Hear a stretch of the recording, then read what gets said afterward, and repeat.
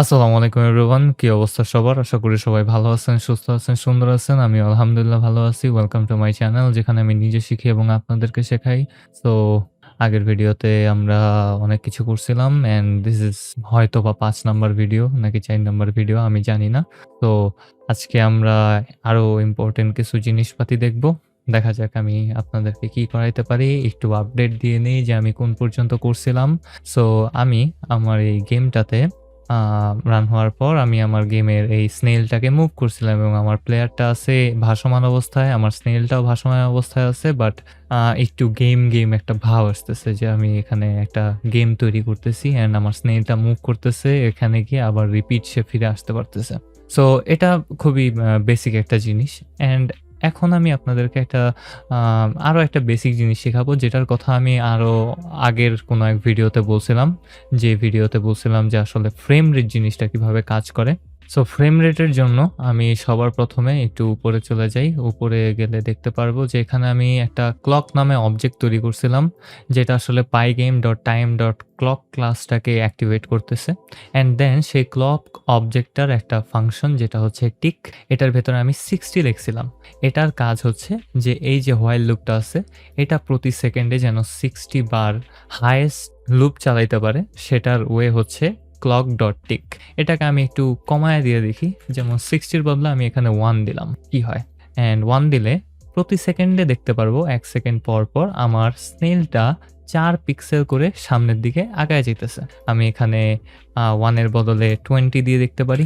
20 দিয়ে দেখলে দেখব যে আসলে প্রতি সেকেন্ডে সে 20 × 4 মানে 80 পিক্সেল করে সামনের দিকে আগায় যেতেছে। অ্যান্ড এই কারণেই আসলে ফ্রেম রেট জিনিসটা এখানে পাইগেমে এভাবেই কাজ করে। তো আমি আসলে পাইগেমে ফ্রেম রেটের জিনিসটা ফিক্স করতেছি আমার যে হোয়াইল লুপ আছে সেটাকে কন্ট্রোল করার মাধ্যমে, এবং সেটাকে কন্ট্রোল করতেছি clock.tick এর মাধ্যমে। অ্যান্ড আমি এটাকে খুবই সিম্পল ওয়েতে এক্সপ্লেন করার ট্রাই করছি। আশা করি আপনারা বুঝতে পারছেন যে আসলে কিভাবে এখানে ফ্রেম রেটের কাজটা হইতেছে। সো clock.tickটাকে আমি আবার 60 তে দিয়ে দিলাম। এখন আমাদের জন্য একটা সমস্যার সৃষ্টি হবে, যেটা ফিক্স করার ওয়ে আছে। তো আমরা যখন আমাদের গেমটাকে রান করতেছি দেখতে পারতেছি আমাদের স্নেইলটাও ভাসমান অবস্থায় আছে, আমাদের প্লেয়ারটাও ভাসমান অবস্থায় আছে। প্লেয়ারটাকে আমাদের অনেক কষ্ট করে পিক্সেল ফিক্স করার মাধ্যমে আমরা আমাদের এই যে ফ্লোরটা আছে সেটার সাথে নিয়ে আসতে পারবো, কিন্তু এটা খুবই প্যারাদায়ক হবে। এই প্যারার কাজটা ইজি করার জন্য পাইথনে একটা ওয়ে আছে, এবং আরো অনেক কাজ ইজি করার জন্য আরো একটা ওয়ে আছে যেটার নাম হচ্ছে রেক্ট্যাঙ্গলস। সো আমি প্রথমবার এই জিনিসটাকে উচ্চারণ করতেছি, so let me explain. So ধরেন এটা আমাদের স্ক্রিন, এটা আমাদের প্লেয়ার, আর এটা হচ্ছে আমাদের প্লেয়ার সারফেস। সো প্লেয়ার সারফেসটার মধ্যে আমরা শুধুমাত্র এই বিন্দুটাকে কন্ট্রোল করতে পারতেছি, যেটার ভ্যালু আমরা এক্স এবং ওয়াই এর মাধ্যমে কন্ট্রোল করি। এক্স এবং ওয়াই এর ভ্যালু চেঞ্জের মাধ্যমে এটাকে আমরা ডানে বামে উপরে নিচে সরায় দেখতে পারি। কিন্তু এছাড়া কোনো ওয়ে আমাদের কাছে নাই যে আমরা এক্স এবং ওয়াই এর ভ্যালুটা বের করব। সো আমাদের ফ্লোরটা আসলে এখানে আছে, এবং এই ফ্লোরটার কাছাকাছি নিয়ে যাওয়ার জন্য আমার ওয়াই এর ভ্যালুটাকে চেঞ্জ করতে হইতেছে। ওয়াই এর ভ্যালুটা আমি বাড়াইতে থাকলাম, কিন্তু কোনো না কোনো সময় এটা ফ্লোরকে অবশ্যই টাচ করবে, কিন্তু হয়তোবা একটু উপর নিচ হবে, কারণ আমরা পিক্সেলে হিসাব করছি। পিক্সেল জিনিসটা খুবই ছোট একটা জিনিস। যদি আপনাদের স্ক্রিনটা আসলে এইচডি হয়, 1080p হয়, তাহলে পিক্সেল হিসাব করাটা আপনাদের জন্য অনেক হার্ড হবে, এবং পিক্সেল টু পিক্সেল মিলানোটাও আপনাদের জন্য হার্ড হবে। সো এই জন্য একটা ওয়ে দেওয়া হয় যেটার নাম হচ্ছে রেক্ট্যাঙ্গেল। রেক্ট্যাঙ্গেল জিনিসটা কি সেটা যদি আপনাদেরকে বুঝাতে হয়, তাহলে সবার প্রথমে আমাকে অন্য একটা কালার বাছাই করতে হবে। সো পাইথন থেকে আমরা আমাদের যে সারফেস আছে প্লেয়ারের জন্য, সেটার ভিত্তিতে সেটার সাইজে একটা রেক্ট্যাঙ্গেলকে আমরা তৈরি করতে পারি ঠিক ওই সারফেসের জন্য, এবং তারপর আমরা প্লেয়ারটাকে সেই রেক্ট্যাঙ্গেলের ভেতরে অ্যাড করতে পারি। সো জিনিসটা দেখতে কিছুটা এমন হবে। যদি আপনারা বুঝতে না পারেন তাহলে মেইন জিনিসটা হচ্ছে এটা, যে আমি প্লেয়ারের যে সারফেস আছে সেটার সাইজের একটা আলাদা সারফেসকে তৈরি করতেছি। আসলে ওটা সারফেস না, কিন্তু ওইটা সারফেসের থেকেও বেশি ভালো একটা জিনিস। সো সেই সারফেসের উপরে মানে ভেতরে আমি আমার প্লেয়ারটাকে প্লেস করে দিতেছি। সো তাহলে কি হবে, যখন আমরা রেক্ট্যাঙ্গেলকে ব্যবহার করব তখন আমরা শুধুমাত্র এই বিন্দু নয়, আমি কালারটাকে একটু চেঞ্জ করে নিই যেন আপনাদের বুঝতে সুবিধা হয়। শুধুমাত্র এই বিন্দু না, আমরা এই বিন্দু সহ এই বিন্দু, এই বিন্দু, এটা, এটা, এটা, এটা এবং এটারও অ্যাক্সেস পাইতেছি। সো রেক্ট্যাঙ্গেলের মাধ্যমে কি হইতেছে, আমরা একটা সারফেসের একটা রেক্ট্যাঙ্গেল নিতেছি, ওইটার ভেতরে সারফেসটাকে প্লেস করতেছি এবং দেন আমরা রেক্ট্যাঙ্গেলটাকে ম্যানিপুলেট করার মাধ্যমে আমাদের সারফেসটাকে ম্যানিপুলেট করতে পারতেছি। আপনারা হয়তো বা বুঝতে পারেননি, আমি এখন কোডের মাধ্যমে আপনাদেরকে জিনিসটা বুঝাবো। সো সবার প্রথমেই রেক্ট্যাঙ্গেল নেওয়ার পালা। তো রেক্ট্যাঙ্গেল নেওয়ার জন্য আমাদেরকে করতে হবে, এবং বাইরে কেউ একজন চরমভাবে বাইক চালায় যেতেছে, আমারে ভিডিও করতেই দিব না, মানুষের লগে আমার দুশ্মনী আছে খুব জন্মান্তরের। যাই হোক, সো আমি সবার প্রথমে আমার প্লেয়ারের একটা সারফেসকে এখানে তৈরি করছি। এখন এই প্লেয়ার সারফেসের জন্য একটা রেক্ট্যাঙ্গেলকে নিব, আমি তৈরি করব। তো এটা করার সবচেয়ে ইজি ওয়ে হবে, আমি এখানে একটা ভ্যারিয়েবল নিয়ে নিব প্লেয়ার রেক্ট নামে, তারপর ইকুয়ালস টু দিয়ে আমি আমার প্লেয়ার সারফেসটাকে নিব এবং তারপর ডট দিয়ে একটা ফাংশনকে ব্যবহার করব যেটার নাম হবে গেট রেক্ট, এবং গেট রেক্টের মাধ্যমে আমরা আমাদের এই যে প্লেয়ার সারফেসটা আছে সেটার সমান একেবারে যে সাইজটা আছে সেটার সমান করে আমাদের একটা রেক্ট্যাঙ্গেল তৈরি করতেছে, যেটার ভেতরে আসলে কিচ্ছু নাই। আমি আমার যে প্লেয়ার সারফেস আছে ঠিক সেটার সাইজের একটা রেক্ট্যাঙ্গেলকে পাইতেছি, যেটা পাইগেম থেকে আমাদেরকে দেওয়া হইতেছে। এখন আমরা আমাদের ওই রেক্ট্যাঙ্গেলটাকে ম্যানিপুলেট করার মাধ্যমে আমাদের মেইন সারফেসটাকে সেটার উপরে বসায় দিতে পারি। এবং আপনারা যদি আগের যে ভিডিওগুলো আছে সেগুলোতে ভালো মতো মনোযোগ দিয়ে থাকেন তাহলে দেখবেন যে আমরা যখন ব্লিড করতেছি তখন আমাদেরকে দিতে হইতেছে প্লেয়ারের ফাংশনটা, যে প্লেয়ারটা সারফেসটা আছে সেটা, ফাংশন বলছি, এটা হবে সারফেসটা, এবং সাথে প্লেয়ারের সারফেসটা কোন বিন্দুতে আছে সেটা। তো আমরা কি করব, এখন এই বিন্দুতে না দিয়ে এখানে আমরা আমাদের রেক্ট্যাঙ্গেলটাকে দিয়ে দেব। তো এখানে আমি 200, এখানে আমি 20,160 বদলে কমা দিয়ে আমার প্লেয়ার রেকটাকে দিয়ে দিতে পারি।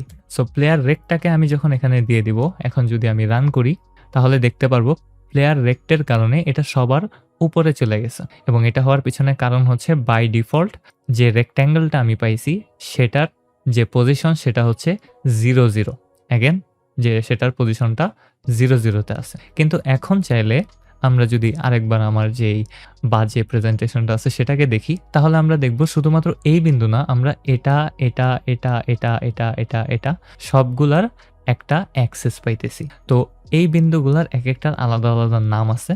তো আমি এটাকে বলে দিতে পারি, আমাদের নিচের যে বিন্দুটা আছে সেটার নাম হচ্ছে মিড বটম, তার পাশে যেটা আছে সেটা হবে এটা হবে লেফট বটম, অ্যান্ড তারপর এটা হবে বটম রাইট। আমি ভুল বলতেছি কিনা রাইট বলতেছি আমি জানি না। সো আই থিঙ্ক এটার নাম হবে, আমি ভুল বলছি খুব সম্ভবত, এটার নাম হবে বটম লেফট, এটার নাম হবে বটম রাইট, এটা হবে রাইট, এটা হবে লেফট, এটা হবে টপ লেফট, এটা হবে টপ বটম, এটা হবে টপ রাইট। সো আমাদের মেইন কাজটা হবে যে এখন খুঁজে বের করা যে আসলে কোন ভ্যালুটাকে আমরা ব্যবহার করতে পারি সবচেয়ে ভালোভাবে। তো এই ক্ষেত্রে আমি বেশিরভাগ সময়ই বটম অথবা মিড বটমকে ব্যবহার করি। সো এই ক্ষেত্রে আমি সবসময় মিড বটমটাকেই ব্যবহার করি, কিন্তু আপনারা এটা ট্রাই করেও আমি এখন দেখব, আপনাদেরকে দেখাবো। আই এম সরি, আমার কথা উল্টাপাল্টা হয়ে যেতেছে কারণ এই জিনিসটা আমার কাছে একটু হার্ড লাগে। যাই হোক, সো এই রেক্ট্যাঙ্গেলের মিড বটমটাকে আমি সেট করে দিব। তো এখন যদি আমি এখানে যাই এবং আমার যে প্লেয়ার রেকটা আছে তার ভেতরে গেট রেক্ট ফাংশনটার ভেতরে আমি সেট করে দিতে পারি মিড বটম লিখে, আমি বানান ভুল করছি, mid bottom is equals two একটা টুপলের মাধ্যমে এটার পজিশনটা সেট করে দেবো। আমি আবারও আপনাদেরকে দেখাই যে মিড বটমের একটা এক্স আর ওয়াই ভ্যালু আছে যেটাকে আমরা টুপলের মাধ্যমে বলে দিতে পারি। সো মিড বটমের ভ্যালুটা আমি সেট করে দিলাম 200,400-তে, অ্যান্ড এখন যদি আমি এটাকে রান করি, আমার এটা আগে থেকে চলতেছে, এখন রান করার পর দেখতে পারবো এটা সবার নিচে চলে আসছে। কারণ কি, মিড বটমের কথা বলছি। তো প্লেয়ারের জন্য যে রেক্ট্যাঙ্গেলটা ছিল সেই রেক্ট্যাঙ্গেলটার মিড বটম হবে এই বিন্দুটা। আপনারা যদি মাউসটাকে খেয়াল করেন, এই বিন্দুটার যে ওয়াই এর ভ্যালু সেটা হচ্ছে 400, যেটা আমাদের মেইন স্ক্রিনের ওয়াই এর ভ্যালুর সমান। সো মেইন স্ক্রিনের ওয়াই এর ভ্যালুটাও 400, প্লেয়ারের মিড বটমের যে ওয়াই এর ভ্যালু আছে সেটার ভ্যালুও 400। এই কারণে এটা একেবারে আমাদের যে স্ক্রিন আছে সেটার ঠিক উপরে চলে আসছে। তো এখন আমরা এটাকে আরেকটু ম্যানিপুলেট করতে পারি। কিভাবে করব? আমাদের যে গ্রাউন্ডটা আছে সেটার সাথে আমরা মিল করতে পারি। কিভাবে সেটাও একটু দেখে নিই। তো আমাদের গ্রাউন্ডটা হবে এখানে, আমি অ্যাপ্রক্সিমেট একটা হিসাব করে আপনাদেরকে বললাম, এখানে হবে। তো যখন আমাদের মিড বটমটাকে আমরা ম্যানিপুলেট করতেছি, তার মানে হচ্ছে আমাদের মিড বটমটা হবে ঠিক এই বিন্দুতে। তো আমাদের মিড বটমের যে ওয়াই এর ভ্যালু আছে সেটাকে আমরা যদি চেঞ্জ করে আমাদের যে গ্রাউন্ডের ভ্যালু ছিল, গ্রাউন্ডের ওয়াই এর ভ্যালু ছিল সেটাতে কনভার্ট করি, তাহলেই আমরা আমাদের প্লেয়ারটাকে গ্রাউন্ডে প্লেস করতে পারবো খুবই ইজিলি। তাহলে আমি একটু দেখি যে আসলে আমাদের গ্রাউন্ডের ভ্যালুটা কত ছিল। তো আমাদের গ্রাউন্ড সারফেসটাকে আমরা প্লেস করছিলাম 250 ভ্যালুতে। তো আমরা এখন আমাদের যে প্লেয়ারের রেক্ট্যাঙ্গেল আছে সেটার ওয়াইয়ের ভ্যালুটাকে 250-এ করে দিতে পারি। 250-এ করে দেওয়ার পর খুব সম্ভবত আমাদের এই প্লেয়ারটা আমাদের যে গ্রাউন্ড আছে ঠিক সেটার উপরে থাকার কথা। তো এখন যদি আমি রান করি তাহলে কংগ্রেচুলেশনস, আপনারা যদি করে থাকেন তাহলে আমরা আমাদের প্লেয়ারকে ঠিক গ্রাউন্ডের উপরে নিয়ে আসতে পারছি। অ্যান্ড আমি খুব ভালোভাবেই জানি যে এটা খুবই আপনাদের জন্য জয়া খিচুড়ির মতো লাগতে পারে, কারণ প্রথমবার আপনাদের সামনে এত ইনফরমেশন দেওয়া হইতেছে এই ব্যাপারে, এবং বাকি আলাদা কোনো সময় আমি এত কথা বলিনি। সো এই ইনফরমেশনটা আপনারা ভালোভাবে মাথায় রাখেন। অ্যান্ড আমি চাইলে আপনাদেরকে আরও একভাবে দেখাইতে পারি। এটা আমি মিড বটমে সেট করছিলাম। তো আমি যদি এখানে চলে যাই মিড বটম, এটার ভ্যালুটা মিড বটম না দিয়ে আমি টপ লেফট দিয়ে দেখি আসলে কি হয়। Top left. এখন যদি আমি এটাকে রান করি তাহলে আমাদের যে টপ লেফট বাটনটা আছে, লেফট যে কর্নার, এখান থেকে আমি আরেকবার আপনাদেরকে শো করি, মানে হচ্ছে এটা এই ভ্যালুটার কারণে আমাদের প্লেয়ারটা ঠিক এই বিন্দুতে চলে আসবে। যেহেতু টপ মানে হচ্ছে উপরের অংশটা, উপরের অংশটার ভ্যালুটা ওয়াই এর অক্ষের সাথে একসাথে থাকবে, গ্রাউন্ডের ভ্যালু এবং টপের ভ্যালুটা সেম থাকবে। এই কারণে আমাদের প্লেয়ারটার মাথাটা ঠিক গ্রাউন্ডের সাথে আছে। তো আমি এটাকে চেঞ্জ করে দিব যেন আমাদের সবকিছু আগের মতো ফিরে আসে মিড বটম। এখন আমাদের মেইন কাজ হবে যে আমাদের যে এনিমি ছিল, মানে স্নেলটাকে এখন আমাদের ঠিক জায়গা মতো নিয়ে আসতে হবে। তো ওটাকেও আমি রেক্ট্যাঙ্গেল হিসাবে ব্যবহার করব। সো আমি এনিমির জন্য একটা রেক্ট্যাঙ্গেল তৈরি করব। এনিমি রেক্ট ইজ ইকুয়ালস টু, আমি এনিমি সারফেসটাকে নিব, সেম ওয়েতে গেট রেক্ট মেথডটাকে ব্যবহার করব এবং এটার ভেতরে আমি মিড বটমটাকে সেট করব। সো মিড বটমটাকে সেট করার জন্য আমাকে কি করতে হবে? সবার প্রথমে মিড বটম ইকুয়ালস টু দিয়ে আমাকে একটা টুপল দিতে হবে। সো টুপলের ভ্যালুটা কি হবে ওটা আমার এখন একটু ভাবতে হইতেছে। টুপলের ভ্যালুটা আমি এখানে দিয়ে দিলাম 700, আমাদের যে গ্রাউন্ড ছিল, আমরা যেহেতু গ্রাউন্ডে প্লেস করব সেটা, সো গ্রাউন্ডের পিক্সেলটা ছিল 250, আমি এখানে 250 দিয়ে দিলাম। এখন আমরা ব্লিটে গিয়ে এটাকে একটু ফিক্স করব। এনিমি পজিশন ছিল, বহুত কিছু ছিল, ওইটার দরকার নাই, আমি এখানে দেব এনিমি রেক্ট্যাঙ্গেল। আর নিচে এখানে যেহেতু আমার যে স্নেলটা ছিল সেটা মুভ করতেছিল, ওইটাকে আমি স্টপ করে দিব কমেন্ট করার মাধ্যমে, কারণ এইটাকেও আমার রেক্ট্যাঙ্গেলের মাধ্যমে চেঞ্জ করতে হবে। সো এখন যদি আমি এটাকে রান করি তাহলে আমাদের প্লেয়ারটাকেও গ্রাউন্ডের উপরে দেখতে পারতেছি, স্নেলটাকেও ঠিক গ্রাউন্ডের উপরে দেখতে পারতেছি, যেটা এখন আর ভাসমান অবস্থায় নাই। এবং আমার খুব ভালো লাগতেছে যে এটা আমি ব্লান্ডার করা ছাড়া আপনাদেরকে বুঝাইতে পারছি। সো আমাদের প্লেয়ারটা ফিক্স হয়ে গেছে, আমাদের স্নেলটা ফিক্স হয়ে গেছে। এখন আমরা চাইলে আমাদের প্লেয়ারটাকে আর একটু ফিক্স করতে পারি। প্লেয়ারটা একটু বেশি সামনে আছে মনে হইতেছে, একটু পিছন দিকে নিয়ে যাই, এক্স এর ভ্যালুটা চেঞ্জ করে দিলেই হবে, যেহেতু আমরা বারবার রেক্ট্যাঙ্গেলটাকেই ব্যবহার করতেছি। এটার ভ্যালু আমি 80 করে দিলাম। এবং এখন যদি আমি একটু চেক করি তাহলে আমাদের স্নেলটার মিড বটম হবে 700 ইন্টু 250 আর প্লেয়ারের হবে 80 ইন্টু 250। এই কারণেই আমাদের গ্রাউন্ডের সাথে প্লেয়ার এবং স্নেলটা খুব সুন্দরভাবে মিলে গেছে। তো এখন আমরা আমাদের স্নেলটাকে মুভ করব রেক্ট্যাঙ্গেলের মাধ্যমে। কিভাবে করব এটাও আমি আপনাদেরকে এখান থেকে শো করতে পারি, কিন্তু সেটা করার আগে আমি আপনাদেরকে দেখাতে পারি যে আসলে কিভাবে মুভ করানো যায়। তো আমি যেহেতু রেক্ট্যাঙ্গুলারটাকে ম্যানিপুলেট করতেছি, সেহেতু আমি জাস্ট লিখতে পারি এখানে enemy rectangle dot X. So enemy রেক্ট্যাঙ্গেলের একটা এক্স পজিশন আছে যেটা আসলে টপ লেফট, সো এক্স। আর যেহেতু আমি এটাকে আমার ডান সাইড থেকে বা সাইডে নিয়ে আসতে চাইতেছি, সেহেতু মাইনাস করব ভ্যালু। তো মাইনাস ইকুয়ালস টু আমি এখানে 1 দিলাম। এখন যদি আমি চেক করি তাহলে দেখতে পারবো আমার রেক্ট্যাঙ্গেলের হিসাবে আমার স্নেলটা মুভ করতেছে। এটাকে আমি 4 করে দিতে পারি এবং তারপর যদি চেক করি তাহলে দেখবো আবার সেম ওয়েতেই আমার স্নেইলটা মুভ করতেছে। এখন আমি আপনাদেরকে জাস্ট বলে নিতে চাই যে আমি আগে বলছিলাম স্নেইলটা সবসময় মুভ করে পার হয়ে যাবে এবং এটা পার হইতেই থাকবে, স্ক্রিনের ওই সাইডে বা সাইডে যাইতেই থাকবে। এটা স্টপ করার কোনো ওয়ে আমাদেরকে রাখতে হবে, যদি না রাখি তাহলে সমস্যা, কারণ আমাদের এই স্নেইলটা মুভ করতেই থাকবে, প্রসেসর চলতেই থাকবে। এখন এটা মুভ করতেছে, সো এটা করার জন্য আমি কি করব, স্নেইলটা যখন আমার এই উইন্ডোটা পার করবে সাথে সাথে এটাকে রাইট সাইডে প্লেস করে দেব। সো এটা দেখানোর জন্য আমি আবার আমার ড্রয়িং বোর্ডে চলে যাব। তো এটা হচ্ছে আমাদের গ্রাউন্ডটা, এটা হচ্ছে আমাদের স্নেইলটা, এটা হচ্ছে স্নেইলের সারফেসটা এবং এটা হচ্ছে স্নেইলের রেক্ট্যাঙ্গেলটা। তো রেক্ট্যাঙ্গেলের মধ্যে অনেকগুলা পয়েন্ট আছে, তার মধ্যে এক্স একটা পয়েন্ট যেটা আমরা ব্যবহার করব। সো এক্স পয়েন্টটা বাই ডিফল্ট এই বিন্দুটাকে বুঝাইতেছে। সো এক্স এর এই বিন্দুটা যখন আমাদের এই যে আমাদের লাইনটা আছে স্ক্রিনের লেফট সাইডটা, সেটাকে পার করবে যখন আমাদের এক্স এর ভ্যালুটা আসলে এই বিন্দুটাকে পার করবে, তার মানে আমাদের এই স্নেলটা পার হয়ে যেতেছে। সো পুরোপুরি পার হবে কখন, যখন আমাদের এই রাইট সাইডের স্নেলের যে রাইট সাইডটা আছে সেটা আমাদের মেইন স্ক্রিনটাকে পার করবে। সো রাইট সাইডটা যখন পুরোপুরি পার করে যাবে এই বিন্দুটাকে, আমি অন্য একটা কালার বাছাই করি, যখন এই পুরো অংশটাকে আমাদের স্নেইলের রাইট সাইডটা পার করে যাবে তখন আমাদের স্নেইলটার প্লেসমেন্ট যেন এই বিন্দুতে হয়ে যায়। সো এই বিন্দুতে হওয়ার মানে হচ্ছে এই যে স্নেইলের রেক্ট্যাঙ্গেলটা যেন এখানে চলে আসে। সো এখানে চলে আসলে কি হইতেছে, আমরা দেখতে পারতেছি স্নেইলের রেক্ট্যাঙ্গেলের যে লেফট সাইড আছে, আমি কালার অন্য একটা চুজ করে নেই, যে লেফট সাইডটা আছে সেটা আমাদের স্ক্রিনের রাইট সাইডের সাথে মিক্স হয়ে যাইতেছে। তো এটা করার ইজি ওয়ে হচ্ছে, সবার প্রথমে যেহেতু আমরা স্নেইলের রাইট সাইডটাকে আমাদের স্ক্রিনের লেফট সাইডের সাথে তুলনা করব, লেফট সাইডে এক্স এর ভ্যালু 0। আমি অনেক বেশি ম্যাথমেটিক্যাল জিনিসপাতি বলতেছি, আমি জানি, মাথা খাটান, এইটাই হচ্ছে এক্সপ্লেনেশন। যদি বুঝতে না পারেন আমার কিছু করার নেই, বারবার ভিডিও দেখেন, বারবার বোঝার চেষ্টা করেন কেমনে কি হইব, এটা আপনাদের দায়িত্ব।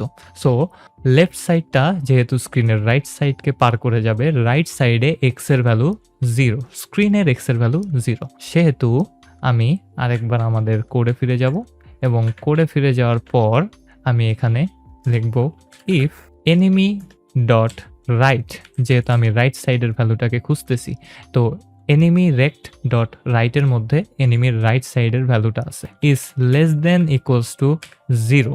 যদি 0 সমান হয় অথবা 0 থেকে ছোট হয় তাহলে কি করব, এনিমির লেফট সাইডটা স্ক্রিনের রাইট সাইডে নিয়ে যাব। সো স্ক্রিনের রাইট সাইডের ভ্যালু হচ্ছে 800, সেহেতু আমার যে স্নেইল আছে স্নেইলের লেফট সাইডের ভ্যালু হয়ে যাবে 800। সো এখন যদি আমি আবার ফেরত যাই এবং এখানে ফেরত যাওয়ার পর আমি এখানে লিখে দেব enemy rect dot left is equals to হয়ে যাবে 800। তাহলেই আমরা এখন ওই রিপিটেড প্রসেসটা দেখতে পারবো যে আমাদের স্নেইলটা বারবার আমাদের স্ক্রিনের চারপাশ দিয়ে চলে যেতেছে। এবং বাইরের নয়েজের জন্য আই এম ভেরি সরি, সন্ধ্যাবেলায় রেকর্ড করতেছি এবং আমার বাসার পাশেই রাস্তা, আমি 2 তলায় থাকি, সো কিচ্ছু করার নেই। অ্যান্ড আমি যদি এখন এটাকে রান করি তাহলে দেখতে পারবো স্নেইলটা মুভ হইতেছে এবং রিপিট, আবার এখান থেকে মুভ হইতেছে আবার রিপিট, এভাবে চলতে থাকবে। সো আশা করি আপনারা রেক্ট্যাঙ্গেলের ব্যাপারটা বুঝতে পারছেন। আপনারা চাইলে একটু ঘাটাঘাটি করে দেখতে পারেন যে আসলে রেক্ট্যাঙ্গেল কিভাবে কাজ করে, কিভাবে এটা নিয়ে ম্যানিপুলেট করা যায়, আরও বিভিন্ন ওয়ে নিজেরা ট্রাই করতে পারেন। এবং আপনাদের জন্য সাজেশন হবে এটা যে আপনারা প্লেয়ারটাকে এখন ডান সাইডে মুভ করানোর ট্রাই করেন, যে আমার প্লেয়ারটা কিভাবে রেক্ট্যাঙ্গেলের মাধ্যমে ডান সাইডে চলতে থাকবে। সো এটা ভালো মনে হয় যে ভালো একটা প্র্যাকটিস হবে আপনাদের জন্য। সো আজকে এই পর্যন্তই, আমার মনে হয় আমি অনেক কিছু শিখে ফেলছি আজকে। অ্যান্ড আমার চ্যানেলটা কেল লেগে জানি টিউটোরিয়াল চ্যানেল হয়ে যেতেছে একেবারে গোড়া, আমার ভালো লাগতেছে না জিনিসটা, শেট।